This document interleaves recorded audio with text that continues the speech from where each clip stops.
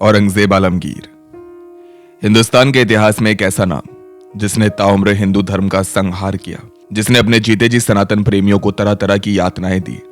लेकिन करोड़ों भारतीयों की तरह अगर आप भी इसी भ्रम को हकीकत मानते हैं तो माफ कीजिएगा दोस्तों, आज ये तमाम बातें हम साफ करेंगे कथा पर कि औरंगजेब आलमगीर कोई हिंदू विरोधी नहीं बल्कि एक हिंदू प्रेमी थे।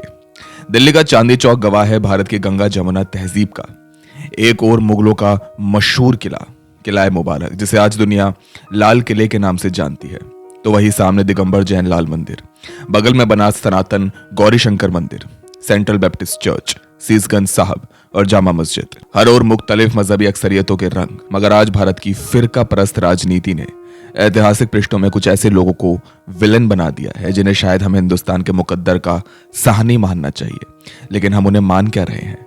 एक विदेशी आक्रमणकारी, एक जालिम विदेशी हुकूमत का नुमाइंदा। औरंगजेब आलमगीर सल्तनत मुगलिया के छठे बादशाह, जिन्होंने चंद्रगुप्त मौर्य की तरह ही हिंदुस्तान की सीमाओं का भरपूर विस्तार किया। औरंगजेब आलमगीर वो शहंशाह जिसने हिंदुस्तान के भविष्य की हर एक इबारत को अपने हुक्म की तामीर से सींचा। आखिर क्या है उस शहंशाह का इतिहास की किस इबारत ने ऐसे नेक दिल शासक को क्रूर राजा बना दिया? इतिहासकारों के मुताबिक मुगल सल्तनत में किसी भी शहजादे को उसकी उम्र के चलते तख्त नहीं दिया जाता था, यानी राजा का उत्तराधिकारी ज्येष्ठ पुत्र हो यानी बड़ा बेटा हो, ऐसा जरूरी नहीं था।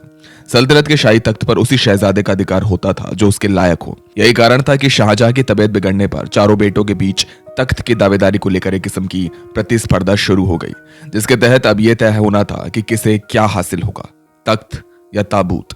इधर शहंशाह शाहजहां अपनी नासाज तबीयत को दुरुस्त करने में लगे थे, तो उधर मुगलिया तवारीख एक दूसरे के खून से ही लिखी जा रही थी। भाई भाई का दुश्मन बन बैठा था। एक तरफ शाहजहां के बेटे दारा शिकोह का विराट लश्कर था, तो वहीं दूसरी ओर औरंगजेब की बेहद खतरनाक और अनुशासित सेना। मगर तवारीख में यह पहली बार नहीं था जब जंग के मैदान में मुगलों के समक्ष मुगल खड़े थे। यह मंजर शहंशाह अकबर समेत जहांगीर के राज में भी दिखाई पड़ा था। लंबे वक्त तक चले उस भीषण रक्तपात के बीच हजारों लोगों ने अपनी जान गंवाई और आखिरकार औरंगजेब ने अपने सभी भाइयों को परास्त कर उन सभी का कत्ल कर खुद को हिंदुस्तान का शहंशाह घोषित कर दिया। अब हिंदुस्तान की कमान शाहजहां के हाथों से निकलकर औरंगजेब आलमगीर के हाथों में आ गई थी। अब मुगलिया तख्त पर आसीन होते ही औरंगजेब कहलाए औरंगजेब आलमगीर। इसी के बाद अब मुगल सल्तनत में कई किस्म के फेर बदल किए गए, यानी जो लोग औरंगजेब के खिलाफ थे उन्हें दरकिनार किया गया और एक नई और जुझारू शासन व्यवस्था कायम की गई। इस सब के बीच कई दक्षिणपंथी इतिहासकारों का कहना है कि औरंगजेब एक क्रूर राजा था, क्योंकि उसने अपने पिता को आगरा के लाल किले में कैद कर सालों साल के लिए बंदी बना लिया था।